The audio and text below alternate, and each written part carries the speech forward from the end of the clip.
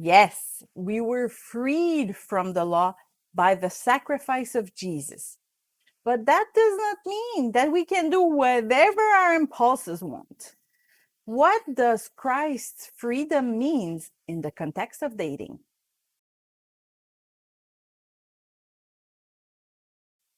We often hear the verse, "Now the Lord is the Spirit, and where the Spirit of the Lord is, there is liberty."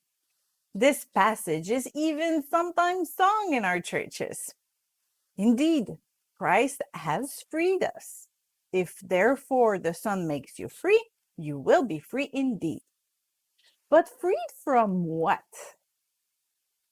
To answer this, we must read the preceding verses. Jesus answered them, "Most certainly I tell you, everyone who commits sin is the bondservant of sin. Sin tries to control us. Being free does not mean doing whatever we want. It's the opposite. Our flesh has all sorts of desires, but thanks to Jesus, we are no longer obliged to obey them. We are free from our flesh, freed from sin. Where the Spirit of the Lord is, there is freedom.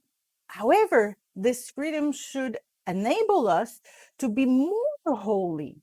2 Corinthians 3:18 says, "But we all, with unveiled face, seeing the glory of the Lord as in a mirror, are transformed into the same image from glory to glory, even as from the Lord the Spirit."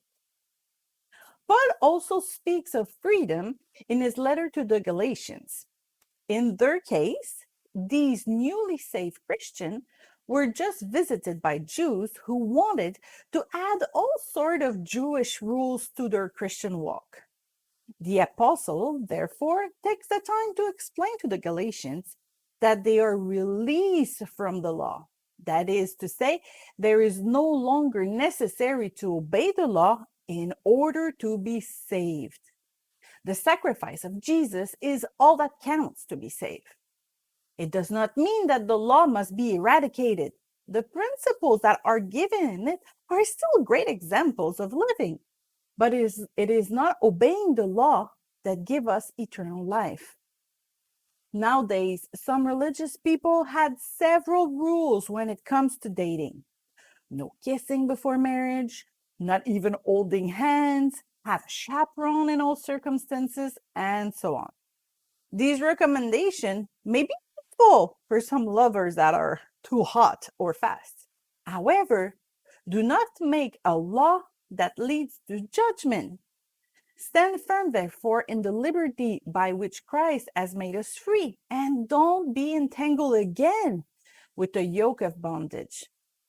Each person is different, and each couple must establish their limits to remain pure. And that might not be necessarily by following unbiblical religious generalities.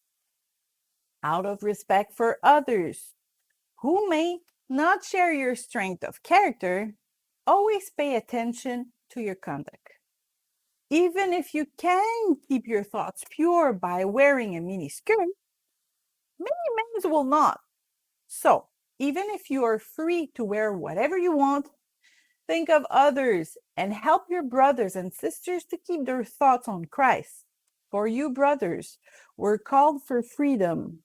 Only don't use your freedom for gain to the flesh, but through love be servants to one another. In short, your freedom should not lead you to free love. Your freedom must lead you to a life of holiness. Freed from your flesh, you can now follow the Spirit of God in your behavior.